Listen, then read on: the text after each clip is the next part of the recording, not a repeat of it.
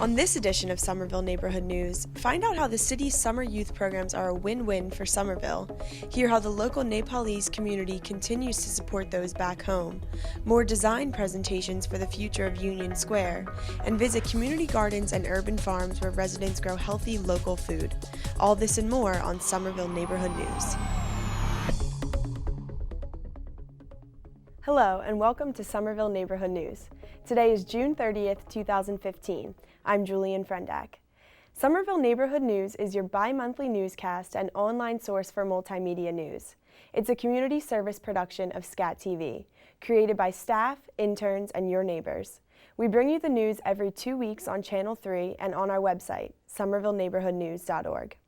It's official. Summer vacation begins today for Somerville students. Some are left with long days and nothing to occupy them, while others search for jobs or volunteer positions. Local programs are available to help. I'm volunteering at a string camp for little kids, teaching them to play the violin and stuff like that. Planning on doing my English summer homework. Yeah, my summer work and work like part-time. Somerville youth looking to work or get involved during vacation have several options for reaching their summer goals, including the Mayor's Summer Job Program and Teen Empowerment. Director of Human Services, Nancy Bocci, has directed the city's summer job program since 2007 and has placed thousands of teenagers in civic and private jobs. I think the mayor recognizes the value of starting our young people off on a very strong path. So they attend an orientation with us where we talk about customer service skills, the importance of your first impression, all of those things. So it's not always just about filling out the appropriate paperwork, though we have to have them do that as well. It really is about letting them understand that this is a great opportunity that you're having. You know, if you're placed within a city department, you have the opportunity to connect with all of these people, kind of get a behind-the-scenes look at how city government operates. We have a need for summertime internship help with our many activities that involve maintenance, both interior and exterior, some of our more complicated operating systems, as well as some minor interior build-outs. It definitely teaches you to work with people you're not comfortable with right away. It teaches you how to work with different types of people. People aren't in your age group. Like I'm working with 2 guys in college right now, so it's a little different because last year I was working with only high schoolers. So it definitely helps build that skill and build working with professionals type skills. I think that we provide just a really amazing opportunity for them to really see the full scope of property management operations. Our operating systems in terms of heating, cooling, air conditioning, electricity, walls and building, all types of things that make a business successful within a building. It's a win-win for the city and the teens. City government recognizes the return on their investment. The majority of the funding is a line item in the city budget. The Board of Aldermen each year understands the importance of it, and when they approve the budget, that money is in there. After applying, each teenager is offered an interview where he or she can outline their interests and where they would like to be placed around the city. It's helpful because most of the kids who apply usually get in, so it's good to apply because you usually get the job. Food establishments tend to be very friendly towards hiring young people, so we have a number of those that come on board. Movie theaters also like the energy of young people, so we've been very fortunate to be supported by those. I think I'm just going to be working with kids and working around the parks and stuff. We place a large number of young people within recreation, followed very closely by our Department of Public Works. They take a number of young people as well. And again, it's a really great opportunity to find out what a day's work looks like. This program has given hundreds of Somerville teens a first taste of the work world and the responsibilities and benefits that go along with it. They come on and they are considered City of Somerville employees, the same as I am.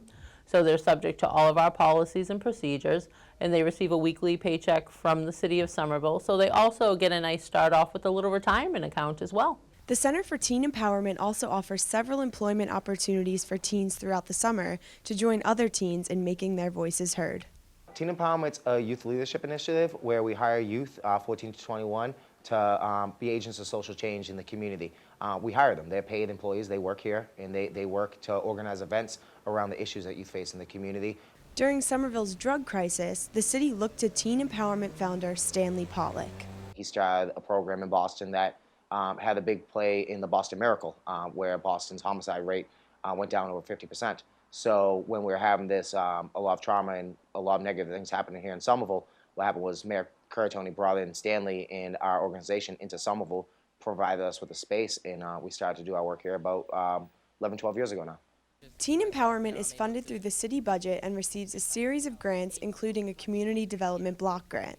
The positive effects have been reflected in decreased teen violence and arrest rates and in the general attitudes of Somerville teenagers. Being a part of this really helped me figure out what I want to do with my life and what made me happy, to do what makes me happy, and just inspired me to get other people into this program. Sassianne Estany joined Teen Empowerment when she was 15 and is now one of 3 staff members. It's really an organization that brings people together and really allows them to express themselves, feel safe and comfortable, and really solving things rather than just talking about them. So that's my little TE in a nutshell. For youth who want to make their voices heard through the arts, Somerville offers 2 programs that develop youth talent and benefit the city. Jimmy Del Ponte, the Somerville Youth Arts Coordinator, directs both Project Star and the Sunsetters. Grades level 6 to 12. It's called Project Star. We're in our 7th year, and it's run by the mayor's office, our department, the executive department of communications, in Somerville Recreation. It's a summer theater camp. The kids write the show. We sit down and we say, okay, what do you want to write about? Well, let's get an idea for the play, and that's how we've done it every year. By mid-August, the play is written, the songs rehearsed, and the acting perfected, just in time for the group's public performance. The Sunsetters is a program that has been around for nearly 40 years, bringing youth voices to Somerville's neighborhoods.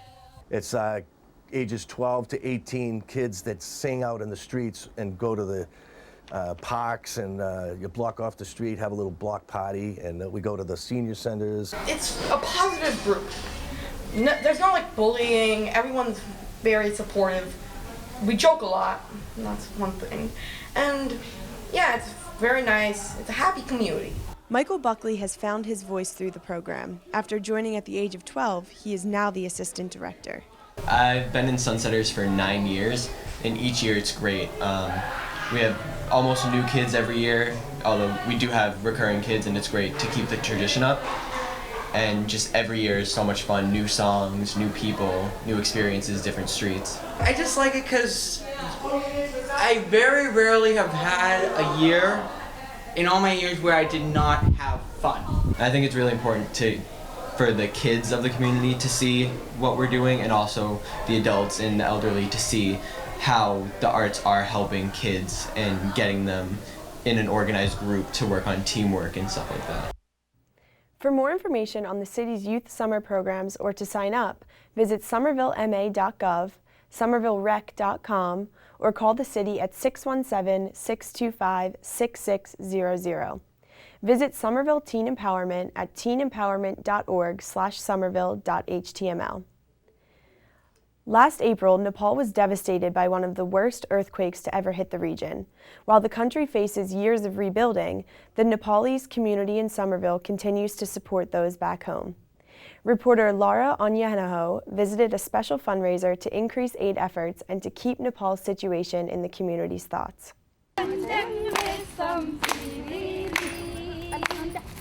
The Nepalese community hasn't lost sight of last April's massive earthquake that destroyed many regions of Nepal. We need to rebuild of Nepal. There is disaster. You know, the news is all over the world. It's so sad. I'm really, really sad for my country. The earthquake measured a 7.8 in magnitude, making it the worst the country has seen in more than 8 decades. But residents and local organizations like the Nepal Women's Global Network have united to help bring aid to their country.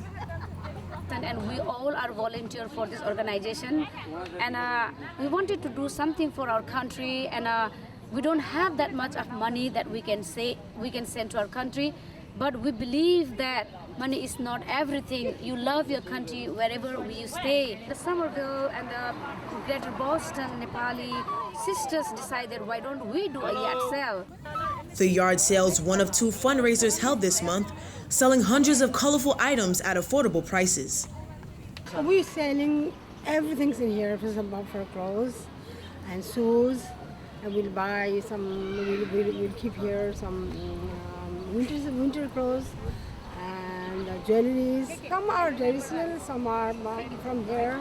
Yeah, they're mix, all of mix. I saw a lot of clothes. I checked people to see what it was all about. And they were telling me about things that happened in Nepal. And I felt badly. So I wanted to give them a little money and offer my condolences. For many volunteers, the fundraiser is more than just raising money. This is humanity, that whenever something happens, natural disasters or whatever things happen in this world, I think it's humanity to come together and to express our love and effort, whatever we can to give to the people, maybe sympathy or helping hand or donating, whatever it may be. Nepali residents like Segar Kurala hopes the funds can be used in a more creative way to benefit the country long term. The most important part right now is giving them a permanent structure and a permanent shelter, and not only money won't buy everything over there. They need some kind of skills, how you can build the earthquake resistant houses. This kind of skills, this kind of thinking needs to be over there. So we are trying to make a group of people who can contribute on this and at least give ideas and send those ideas over there. I would love to tell the Nepali people who are staying in the United States, all over the world, even though you can be present in Nepal, but the love that you carry with you in your heart, in your mind, that is the most important thing. The organization has raised more than $1,000 this month.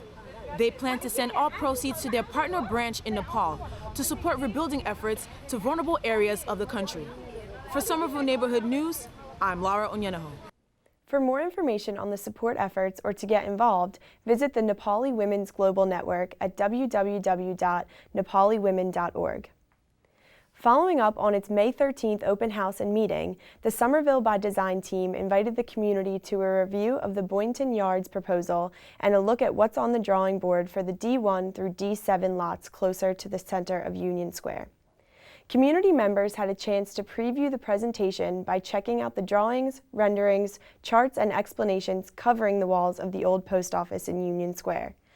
Office of Strategic Planning and Community Development Director George Proakis was joined by Russ Preston, Design Director of the Principal Group, and Financial Analyst Carson Bice from Tischler Bice. The discussion covered green space options, building height and density proposals, streetscapes and parking, as well as the projected financial impact of the redevelopment project. The meeting offered a lot of information, but left attendees with plenty of questions. Question 1. Can we step down all buildings on the street sides to maintain the character of Union Square and step up the sides that face the tracks and industrial sites? Interesting idea. We definitely can take a look at that. Union Square in its core, right at the corner of Bow and Somerville Ave, or the D7 block where the Goodyear is today, those were historically 4-story, 5-story buildings. And a lot of our designs are trying to keep as close to that historic character without getting bigger than that historic character. Kind of reframe Union the way it looked. Last charrette, I had this picture from 1910 that had a big neighborhood event, and kind of the whole area was like people standing in the square, and you could see the buildings with their original heights. And we tried to keep in the core pretty close to those heights so we could keep it more like its characters. Will the $70 million be bonded or TIF'd? This is from Van. So that question hasn't been answered yet. This is the question that keeps me up at night in my new role. $70 million, how do you finance it? The answer is, all the above sources. Carson's analysis starts with the very simplistic municipal bond, debt obligation bond, right? Or general obligation bond. But I think that, part of the reason that we got so many letters of support from our elected officials and our community partners for our federal Tiger application, which represents 20 million of that 70, was that everybody understands that we've got to try to figure out how to bring external sources into the table. Fiscal impact seems to assume about 2,500 housing units and about 150 kids. Has the city thought about how to encourage more families housing in Somerville? If we are a community that's looking to invite families that have children, because that's the type of community we want, we need to make sure that not only the development pays for that new school, but that we understand that number so that we don't arbitrarily just set something that creates a situation that we're not prepared to absorb into our school system. So we need to make that connection from a planning standpoint. I don't think we've ever done that.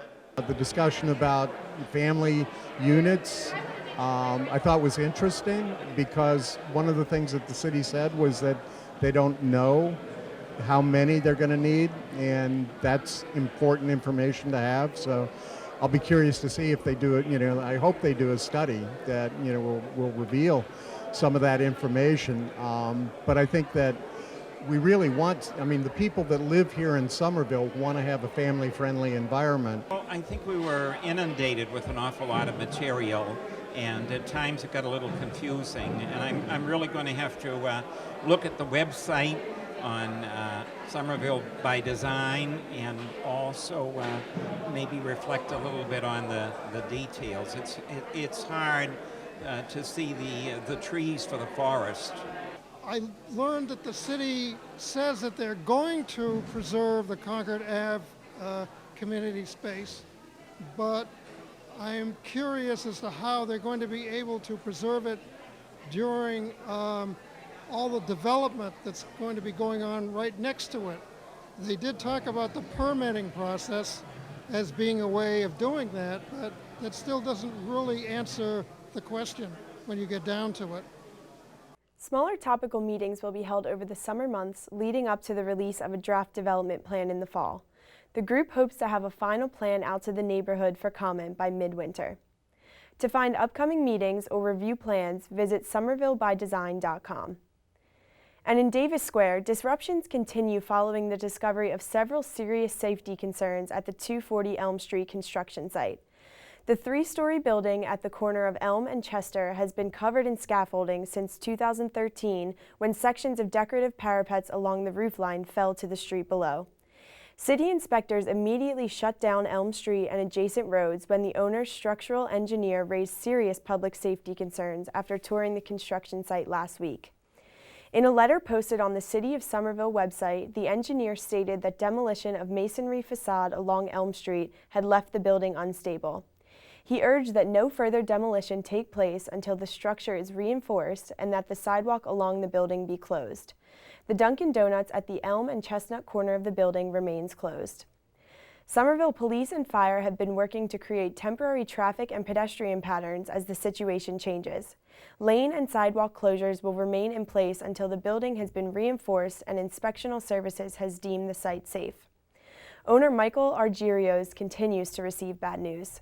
Roach Brothers Supermarkets had planned to open a small-scale market called Brothers Marketplace in the building.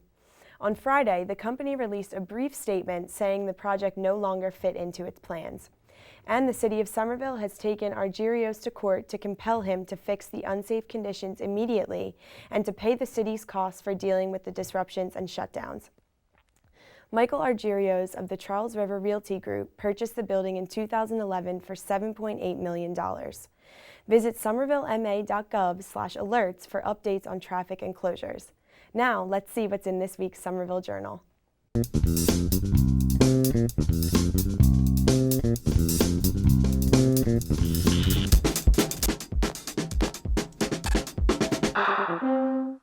Hello, this week in the Somerville Journal, we'll be looking at the latest from Union Square. We'll check in on electronic bikes in the city, and we'll find out what the aldermen are doing about snakes in Ward 4. You can always find us online at somerville.wickedlocal.com. Follow us on Twitter at VilleJournal, and you can get in touch with me at 617-629-3385 or datkinson@wickedlocal.com. We all know there's a connection between chocolate and the heart. Now science has caught up with us. Dr. Ira Michelson fills us in on finding from the latest chocolate and health studies.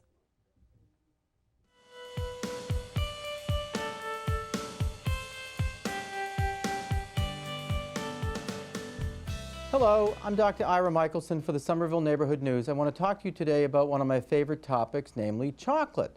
There's been a lot written recently about chocolate. Is it healthy? What is chocolate? What kind of chocolate should we eat? How much of it should we eat? What is it good for? Well, chocolate actually is derived from the cocoa bean. The cocoa bean comes from tropical climates. It comes especially from Western Africa, from the Ivory Coast. Cocoa by itself is actually bitter, so to make it taste good, it's usually combined with fat and it's combined with sugar, and then it becomes something that we find much more yummy and tasty. There is a compound in chocolate that has been called flavonoids, and the flavonoids we have found out are good for the heart, and they're also good for brain function. So there have been studies where they've looked at the amount of cocoa consumed, and people who have a lot of the cocoa, a lot of the flavonoids, seem to have better and sharper mental function and memory function. So I think the thing that, when we think about chocolate, you don't want to just have the white chocolate, the milk chocolate, but you want to have the dark chocolate that's got more of the cocoa, more of the flavonoids. Good for the heart, good for the brain, and also tastes good. For the Somerville Neighborhood News, Dr. Ira Michelson, thank you.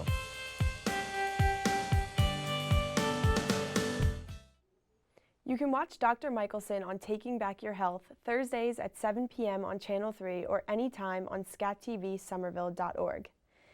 Growing local isn't always easy in a densely populated city like Somerville. The Community Garden Program and urban agricultural initiatives are working to change that. Reporter Louise Liu looks at how these programs help residents grow healthy local food and bring the community together. 78,000 people in 4 square miles make Somerville the most densely populated community in New England.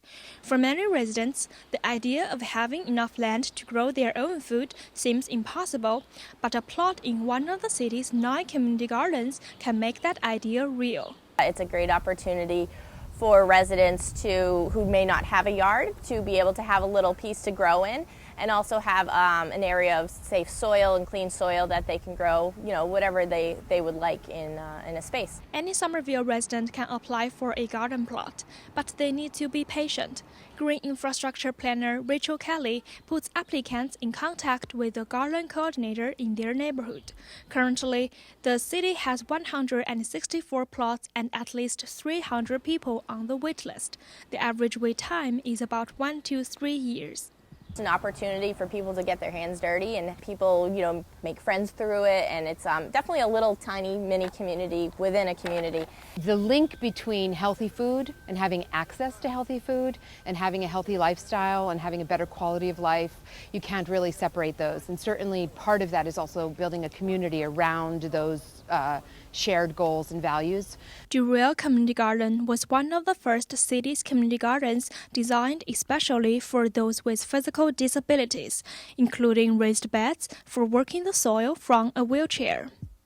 We don't want anyone excluded or left out and not given the same opportunity as everybody else. While the community garden program creates public spaces allowing people to grow food for their personal use, the Urban Agriculture Initiative aims at food production on a bigger scale. They're taking a traditional farm and reshaping it to a city environment.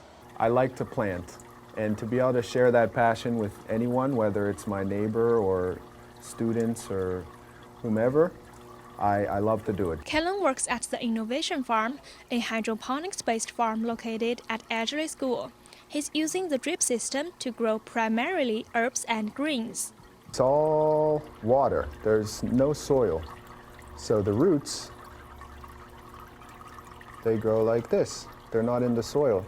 So the roots drop down into this is called a reservoir, and then the water, which has nutrients in it, ideally organic nutrients, it drips on the roots. So it's like an all-you-can-eat buffet for the plant. So then the plant spends its time and energy growing up rather than growing down and looking for food. Kellen is responsible for maintaining the drip system, planting, harvesting, and monitoring plant health. He likes the idea of growing organic food inside a school and works with the science teachers to teach science, technology, engineering, and math curriculum known as STEM. The students, the young ones, they get to see how easy it is to grow plants inside, and they can learn about the importance of eating fresh greens. Before the creation of Innovation Farm, the Urban Agriculture Initiative started with South Street 1, which had been a small parking lot. Groundwork Somerville approached the Somerville Redevelopment Authority to get a temporary use permit for the site. Then they found a bigger piece of land where the city stored granite curbs, which they have repurposed into creating raised beds. We really do have a very large garden, a real farm to grow on, so it's really a blessing to have these two lots. The Innovation Farm, the South Street Farm, and the Somerville's Mobile Farmers Market form the food production and distribution triangle, which refers to learn, grow, sell. The mobile market serves seniors and the low income. Produce that comes from South Street Farm as well as from the hydroponics farm here and other gardens run by Groundwork Somerville gets brought to the market, sold to our customers, and then the proceeds from that produce get cycled back into Groundworks programming so that they can grow more produce at South Street Farm, expand South Street Farm, and continue to impact youth across the city. As much as the city embraces open space for growing local food, the increasing population requires more development. Oliveira told SNN the city has an ambitious goal in a 30-year comprehensive plan to balance the competing needs of urban development and increased green space. It's a goal to increase the public space and the green space in the city. So it's a challenge to do that. And it's always a conflict in any city. But we have committed to keeping that in the forefront of all of our planning efforts. Reported by Louise Liu for Somerville Neighborhood News. To apply for a community garden plot, email somerville.gardens@gmail.com. If you are an enthusiastic gardener and want to share your knowledge, join the Facebook group Somerville Loves Urban Gardening. That's our newscast for tonight. We'll be back July 14th at 7 p.m. on Channel 3. In the meantime, check out our news stories at somervilleneighborhoodnews.org. Also, visit our Facebook page, SCATSNN, to comment and share your favorite segments. Tweet us at SCATSNN. We welcome you to get involved, become a reporter, or just share your story ideas. Call us at 617-628-8826 or email us at news@scatvsomerville.org. I'm Julian Frendak. Thanks for joining us. See you around the neighborhood.